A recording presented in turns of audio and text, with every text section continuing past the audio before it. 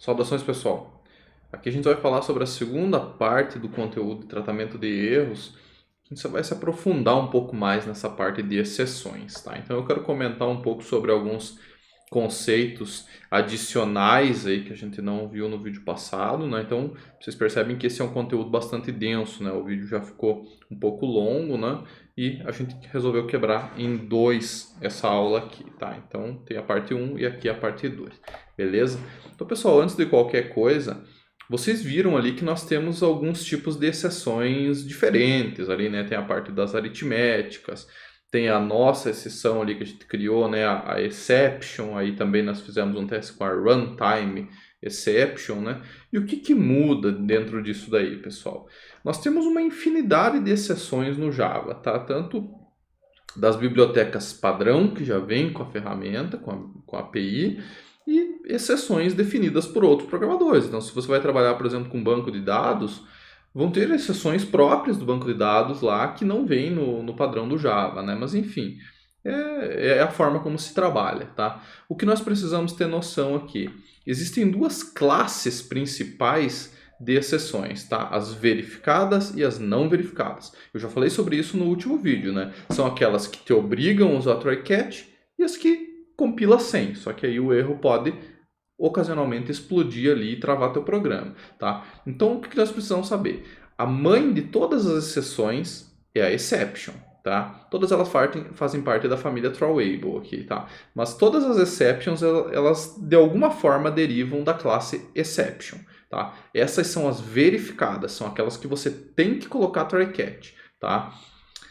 Logo abaixo nós temos a mãe de todas as exceções não verificadas, que é a runtime exception. Essa aqui é um pouco mais leve, digamos assim, menos burocrática. Isso que nós podemos dizer. Ela existe, mas ela não te obriga a usar try catch. E aí tem uma série de outras coisas para baixo, né? E por que isso acontece? Tem erros que são mais severos, mais sérios, que exigem atenção do programador. Então, esses caras aí nós vamos tratar como exceções verificadas, que obrigatoriamente você tem que tratar o erro, senão o teu programa nem compila, tá? Fora isso, nós temos erros que podem ser evitados pelo programador. Vamos pensar assim, por exemplo, um cast inválido. Um cast inválido foi o programador que colocou um cast ali onde não deveria, ele não sabe a origem daquele dado e ocasionalmente gerou um erro. Um ponteiro nulo, né, o null pointer exception, é uma coisa que se você validar o teu objeto antes de fazer as operações, você evita esse tipo de erro. Então são exceções que erros que podem ser evitados pelo programador, tá? A gente já comentou um pouco sobre a palavra reservada throws, né? Então toda vez que você tem um método perigoso, que são aquelas exceções mais severas, você tem que sinalizar através de um throws e aí o tipo de exceção, né? Ele lança algum tipo de exceção, tá? A palavra throw sem o S significa que você está lançando uma nova exceção. Então só tomem cuidado para não confundir essas duas coisas, né? Aqui eu lanço e aqui eu sinalizo que eu posso lançar uma exceção, tá? Então nós já fizemos esse exemplo aqui da conta bancária com Boolean e depois com runtime exception, e ocasionalmente eu fiz também com exception para mostrar para vocês, tá? O que acontece, pessoal? Essas exceções aqui que nós utilizamos, a exception e a runtime, elas são bem genéricas, né? Elas são a mãe de todas as exceptions, então nós não conseguimos filtrar muito bem isso se o nosso sistema for muito grande. Então imagine que nós temos um sistema com um monte de módulos, com banco de dados, com isso, com aquilo, e todo mundo está lançando runtime exception. Quando você coloca um catch, você não sabe exatamente de onde veio aquela exceção, porque ela é uma runtime, ela pode ser qualquer coisa, né? Então o que nós podemos fazer? Nós podemos criar exceções mais específicas. Por exemplo, aqui no caso do nosso método, saca, ele recebeu um parâmetro incorreto, ou seja, a quantidade que o usuário quer sacar não está certa. Então, o problema é o parâmetro, não é o resto do método. Então, o que nós podemos fazer? Nós podemos usar uma exceção mais específica. No nosso caso aqui, ele comenta sobre o illegal argument exception, tá?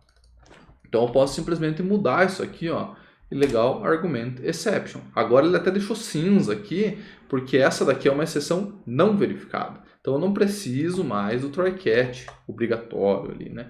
Então, o que acontece, pessoal? Lançando uma exceção mais específica, eu vou tirar o try catch aqui para a gente deixar explodir o erro ali. Só para vocês observarem. Lançando uma exceção mais específica, aqui tem que ser 1000. Eu consigo diferenciar um pouco as coisas, né? Olha só, agora chegou aqui uma exceção do tipo illegal argument exception. Então, eu já descarto algumas possibilidades. Por exemplo, de ser um ponteiro nulo, eu tenho certeza que não é, porque não é uma null pointer exception. Não é um cast inválido, não é uma exceção aritmética. Então, ou seja, eu vou afunilando um pouco as coisas e quando você fizer o teu try catch aqui, ó, quando você fizer ele, eu posso capturar apenas o tipo de exceção que me interessa. Então, olha só, eu vou capturar illegal argument exception. Então, se a gente executar aqui, ó, eu tenho certeza que tudo que cair nesse bloco aqui diz respeito a um argumento ilegal. Ah, mas e se tivesse outro erro aqui, por exemplo? Eu posso fazer o seguinte, ó. Eu vou criar aqui um double D igual a nulo. Deixa eu ver se o D... Olha, só tem um toString aqui, por exemplo. Isso aqui vai dar null pointer exception, tá? Então, é um comportamento que está dentro do nosso método aqui que a gente não consegue prever, né? Então, o que vai acontecer agora? Olha só. Eu tenho um try catch que resolve o meu problema. Resolve o illegal argument exception. Aconteceu outra coisa, isso não é problema meu, tá? Ou seja, esse null pointer exception aqui, ele não foi capturado pelo meu bloco. Reparem como assim, se acontecerem erros diferentes, eu posso ter tratamentos diferentes, tá? Então, como que a gente faz isso? Nós podemos ter capturas de erros diferentes. Aqui, na verdade, vai ser null pointer exception EX. Então, eu vou colocar aqui, ó. Aqui eu sei que foi nulo. Então, que deu algum problema com outra coisa, né? Ou seja, eu consegui separar os bois ali, né, da minha boiada. Ou seja, aqui o nosso tratamento, para o caso do argumento ser ilegal, poderia ser uma coisa. E o caso de ser outro problema, ele cai em outro catch, tá? Vocês não precisam efetivamente criar vários catches para um monte de coisa, né? O que vocês podem fazer? Quando o teu método lança vários tipos de exception, você pode voltar aqui na família throwable e procurar alguém em comum, polimorfismo, tá? Então você consegue capturar exceções da classe e subclasses. Então vamos pensar o seguinte, as duas que nós temos aqui, elas são filhas da runtime exception. Então, se eu não quiser criar os catches separados ali, eu posso vir aqui e capturar a mais genérica. Olha o que aconteceu com o catch de baixo aqui, ó. Ele já sublinhou aqui, ó, tá dizendo que esse lugar aqui nunca vai ser executado, essa instrução aqui. Por quê? A instrução genérica está em cima, a runtime captura tudo que for filho de runtime. E embaixo tem uma mais específica. Só que ela já foi capturada na parte de cima. Então, eu nunca vou chegar nesse problema aqui, né, nesse bloco. Então, ou você deixa só a mais genérica, tá? Que assim ele vai capturar as duas coisas no mesmo bloco, nem sempre é interessante, às vezes você quer mesmo separar os bois, tá? Ou se você precisa capturar coisas específicas e genéricas, você tem que fazer na ordem correta, tá? Então, as coisas específicas caem nos blocos de cima, nos primeiros, e as coisas mais genéricas, vamos dizer, tem um catch ali inicial, só que ele não capturou a exceção que eu estava procurando. Então, o que eu vou fazer? Colocar mais um catch embaixo para capturar tudo. Tá? Então, ou seja, eu tenho duas possibilidades de tratamento de erro. Uma específica, que eu sei o que aconteceu. Por exemplo, se fosse aqui, né, o illegal argument exception. Tá? Aqui eu sei que foi argumento. Tá? Que o problema foi o argumento. Então, nesse primeiro catch, eu tenho informação o suficiente para dizer, olha, o argumento que você mandou está errado. Tá? Então, o método saca mandou 1000, esse 1000 está errado. Beleza? Se por acaso acontecer outro erro, que não é da minha responsabilidade, eu posso criar um novo catch aqui embaixo com uma exceção mais genérica e simplesmente imprimir isso no terminal ou gerar um log para o programador, uma coisa assim. Então, olha só, caiu aqui o null pointer exception. Mas vamos supor que esse null pointer exception aqui não acontecesse. Nós ainda temos um erro. Nós temos o erro do 1000 aqui, né? Então, o que ele vai fazer? Ele vai fazer os testes. Olha só, eu sei que o problema foi o argumento. Tá? Então, nós temos catches para diferentes coisas, beleza?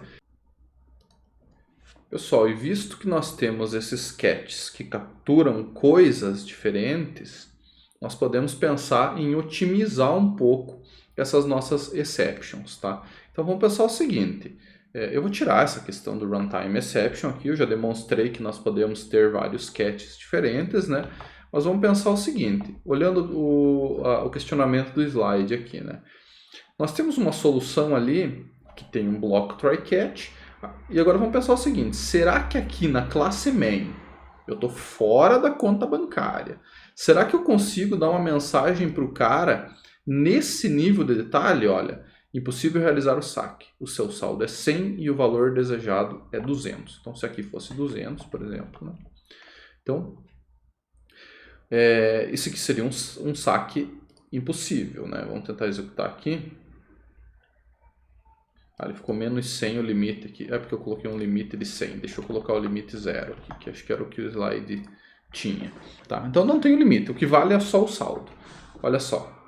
Eu sei que tem um problema com o argumento, mas vamos pensar o seguinte, a mensagem que eu quero dar para o usuário é essa aqui. Opa, seleciona esse cara aqui. A mensagem que eu quero dar para o usuário é essa aqui. O saldo dele é 100, só que eu quero sacar 200. Entenderam? Então, estou aqui na main e quero dar uma mensagem um pouco melhor para o usuário, né? Não simplesmente aconteceu um erro e te vira. Tá. Agora vamos pensar o seguinte, se o saldo do cara fosse 50. A mensagem está dizendo que é 100. Então a mensagem está errada. A pergunta que eu tenho é, eu estou aqui, fora da conta bancária. Eu consigo fazer uma mensagem correta e bem elaborada desse jeito aqui para o usuário? Não. Tá? A não ser que eu faça acessos se eu tivesse um get saldo aqui na conta, mas daí eu teria que fazer uma gambiarra aí, né? Mas enfim, a intenção é o seguinte, se nós estamos lançando exceções e elas já são específicas tecnicamente, né? Já é uma exceção de legal argument exception, como que eu faço para personalizar isso e dar para o usuário o seguinte, ó, explodiu um erro aqui dentro da conta bancária, mas eu quero mandar para ele o máximo de detalhe possível para que ele corrija esse erro. Então, o que a gente pode fazer? Vou tirar fora esses códigos comentados aqui. Então, essa mensagem que nós geramos aqui no catch, nós podemos inverter esse cara aqui. Ó. Nós podemos gerar essa mensagem dentro da exception. Lembra da aula passada? Tratar o erro o mais próximo possível de onde ele acontece. Então, aqui dentro da conta bancária, eu sei quanto ele tem de saldo, eu sei quanto ele tem de limite, eu sei tudo. Eu tenho todo o contexto da conta bancária. Então, ao invés de eu mandar essa mensagem aqui, quantidade fora do limite, eu posso gerar uma mensagem bem mais elaborada. Deixa eu fazer isso numa string aqui, eu vou chamar de str. Igual esse cara aqui, tá? Que aí eu consigo quebrar ela em várias linhas aqui, fica bacana, ó. Então vamos pensar o seguinte, nós queremos montar uma mensagem bem elaborada dentro ali, no momento que eu vou lançar o erro, eu quero lançar ele com informação útil, tá? Então vamos fazer o seguinte, ó, o seu saldo é de 100, então aqui eu vou fazer o seguinte, o seu saldo é saldo. O valor desejado qual que é? É a quantidade. E aí, quando a gente vai lançar essa nova exception, a gente pode lançar com uma string personalizada, né? Então, aqui no nosso método main, nós não formulamos mais mensagens para o usuário. O que nós fazemos? nós pegamos a mensagem que já foi formulada dentro, lá onde o erro aconteceu. Então reparem que o erro aconteceu aqui, eu não sei como tratar, né, porque isso depende do cliente que está lá fora, mas eu vou munir ele com o máximo possível de informação. Aí ele se vira. Tá? Se a gente executar esse cara aqui agora, a mensagem vai ser a mesma, né? 100, 200, né? Só que se eu tentar sacar 300 aqui, olha que bacana. A nossa mensagem, ela vai vir certo já, olha. Eu tentei fazer um saque. Aqui, eu não preciso me preocupar com valores, com parâmetros, com nada. Eu simplesmente capturei um erro e mostrei para o usuário, tá? Então, a formulação da mensagem pode ser feita direto no construtor, né? Então eu passei uma string aqui no construtor e depois eu posso capturar esse cara com o getMessage. Agora vamos pensar um pouco mais além, vamos sair um pouco da casinha. Imaginem que aqui o nosso cliente, a main, ela precisa desses dados, ó, do saldo e da quantia desejada para fazer alguma correção. Vamos supor que a correção seja falar para o gerente, olha, ele tentou sacar mais do que ele tem, oferece um empréstimo aí na diferença, por exemplo. Como é que você vai capturar o valor do saldo do cara e as coisas aqui da conta se está vindo uma string? Até dá para fazer isso. Você pode ir lá e quebrar a string, transformar em float e fazer algumas coisas nesse sentido. Não é prático, tá? Então vamos pensar o seguinte. Nós temos uma situação aqui que é muito específica. O cara tem um saldo insuficiente. E nós estamos lançando uma exceção do tipo illegal argument exception. Tá ok, né? Só que ela é uma exceção que ainda é genérica. Ela simplesmente diz que o argumento não é certo. Agora imaginem que nós precisamos de um erro específico para essa situação do saldo. O que nós podemos fazer? Nós podemos vir aqui e criar uma nova classe chamada saldo insuficiente exception. Isso é legal. Ó. Todas as exceptions, nós estamos criando uma nova exception, elas terminam com a palavra exception, tá? Por convenção, para ficar mais fácil da gente se entender. Aqui a gente escolhe. Você quer que ela seja obrigatória, que tem que ter try catch, ou você quer que não? Eu vou fazer ela não sendo obrigatória. Então, extend runtime exception, tá? Vou criar um construtor para ela aqui, saldo insuficiente exception. Eu vou receber a mensagem, né? Message, por enquanto isso, tá? Eu só passo um super aqui, porque as exceptions elas já têm uma string message lá em cima, né? Então, eu passo message. O que eu fiz aqui, pessoal? Eu só criei uma casca em volta de uma exception que já existia, né? Eu peguei uma runtime exception e disse, agora ela é a minha, e eu simplesmente copiei o que ela já fazia anteriormente, que é passar a mensagem daqui para o construtor de cima, tá? Então, se a gente voltar aqui, a gente pode modificar a nossa conta bancária para ela lançar saldo insuficiente exception. E aqui eu posso capturar saldo insuficiente exception. Tudo funciona da mesma forma que estava. Não mudei nada, né?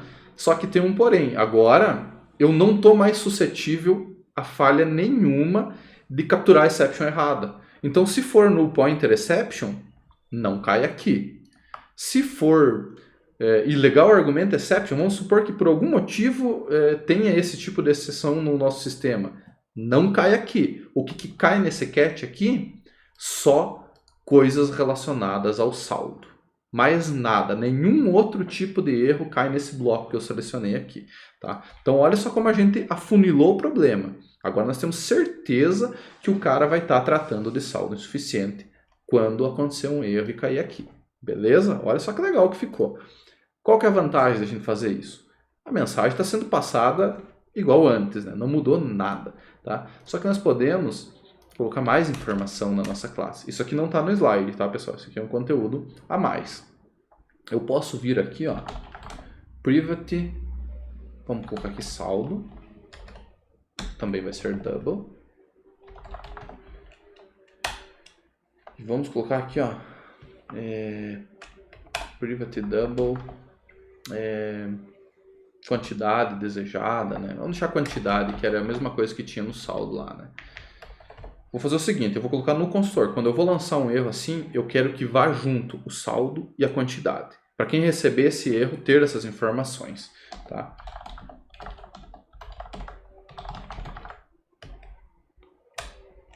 This.saldo igual saldo e this.quantidade igual quantidade. Eu só vou criar dois getters aqui, tá? Para a gente saber, né, o que aconteceu e poder obter esses dados de volta. Aqui na conta bancária, eu estou lançando uma exceção. Já estou mandando a mensagem, beleza. E o que eu posso fazer? Eu posso mandar o saldo do cara e posso mandar a quantidade que ele queria, né? Então, ou seja, eu estou mandando uma exceção que agora ela tem mais coisa. Ela carrega junto mais informações do que uma exceção comum. Vamos pensar assim, tá? Então, o nosso getMessage vai continuar funcionando igual, né? Então, o saque, o cara tem 100 e o valor desejado é 300. Então, vamos fazer o seguinte, vamos supor que o tratamento do nosso erro seja mostrar uma mensagenzinha lá para o banco te oferece um empréstimo de... Qual que é o valor que está faltando ali, né? Está faltando 200, né? Que é o valor desejado. Então, a nossa exceção está aqui, ponto get quantidade. Então, vamos calcular isso antes, né? Vamos criar aqui, ó, double valor empréstimo. Só para a gente separar as coisas em uma variável aqui, para ficar mais fácil de ler. Então, se acontecer o saldo insuficiente, o banco vai oferecer um empréstimo no valor da quantidade menos o saldo. Então, vai ser aquela diferencinha ali que está faltando para ele fazer o saque, né? Olha só que interessante que ficou o nosso sistema agora. Não consegue realizar o saque, caiu numa exceção exatamente daquele tipo, então eu tenho certeza que não é nenhum outro problema. O que eu posso fazer? Oferecer um empréstimo para o cara, porque eu sei que ele está faltando saldo, é só isso. Não tem null pointer, não tem nada lá dentro atrapalhando, tá? E ele ofereceu um empréstimo no valor de 200. Se eu tenho 100 reais ali, não tenho limite, que é 0, né? E tentar sacar 1.000, ele vai me oferecer um empréstimo de 900. Olha aí.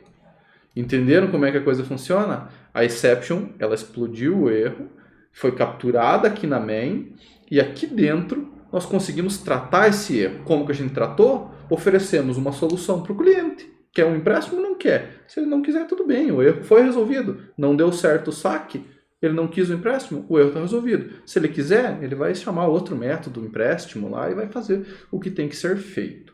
Tranquilo, pessoal? Para a gente finalizar de vez esse assunto de exceptions, eu sei que já ficou bastante longo o vídeo aqui, mas eu ainda preciso falar para vocês sobre a existência de um outro carinha, o bloco finally, tá? Então, nós temos o try, que tenta executar alguma coisa. Nós temos o catch, que captura erros caso eles aconteçam. Pode ser um catch ou mais, né? Você pode capturar vários tipos de exceções a partir do mesmo bloco try. E nós temos o bloco finally, que seria o finalmente, tá? Pensem o seguinte, lembra daquele exemplo da aula passada, que nós tínhamos o método 1, método 2, método 3, e alguns deles, método 3 não, método main, método 1, método 2, e alguns deles não terminavam, tá? Então esse não terminar do método, isso pode ser um problema, tá? Se a gente estiver trabalhando, por exemplo, com um banco de dados, abri uma conexão, tentei fazer alguma coisa, deu um pau no meio, eu tenho que fechar a conexão com o banco de dados, tá? Senão eu não vou conseguir abrir outra, por exemplo, aquele socket vai estar sendo utilizado, coisas nesse sentido. Então, se der certo ou der errado a operação, não importa, alguma coisa tem que ser feita depois, ou seja, eu tenho que fechar a conexão no banco de dados, um arquivo, qualquer outra coisa, tem várias situações que isso se aplica, tá? Então aqui eu tenho um exemplo bem clássico, até se vocês quiserem testar, depois vocês copiam esse código para a IDE, que nós temos um try catch, e tem uma linha aqui embaixo, olha, essa linha supostamente deve acontecer, e essa também. Mas olha o que aconteceu aqui ó, no run aqui embaixo, ó. Faço algo, beleza, dentro do try. Aí acontece um erro ali, ó. essa linha nunca vai acontecer. De fato, aconteceu o erro, lembre lá, ele aborta a execução naquele momento. Cai no catch. E se tiver erro no catch, o que acontece? Olha o tamanho da bagunça. Você tentou resolver um problema e causou outro, tá?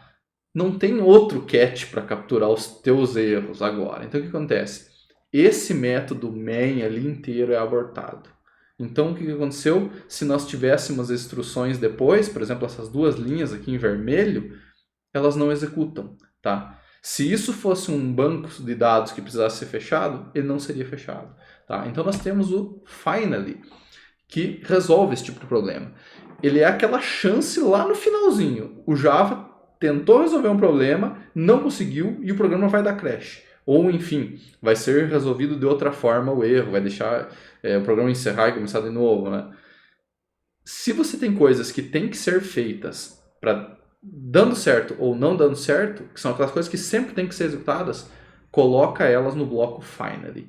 Mesmo que aconteça o erro, o Java consegue segurar as pontas ali e dizer, olha, executa esse carinha rapidinho aqui antes porque vai dar pau, tá? Então, alguma coisa travou lá no meio, tentaram resolver o problema, não deu certo, travou de novo, ele ainda tem uma última chance de fazer alguma coisa. Então aqui nós temos a execução, olha, essa linha sempre vai acontecer. Por quê? Porque ela está dentro do finally.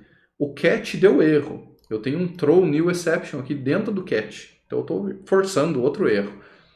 A última linha de fato não acontece. O programa deu um crash e fechou. Só que algumas coisas ainda puderam ser feitas, tá? Então, aquele momento lá que se você tinha alguma coisa na tela que você quer salvar para o usuário não perder, é aqui. Se você tem um banco de dados que precisa ser fechado, é aqui. Se você está escrevendo um arquivo e você não quer corromper o arquivo, é aqui que você tem que resolver e criar um registro nulo ou voltar um atrás e salvar o arquivo para não corromper. Tá? Então, o bloco finally executa para sim ou para não. Dando erro ou não dando, ele sempre executa.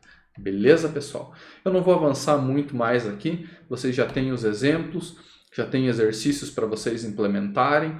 Eu acho que é o suficiente da parte de exceções. Tá joia, pessoal? Qualquer dúvida, vocês entram em contato.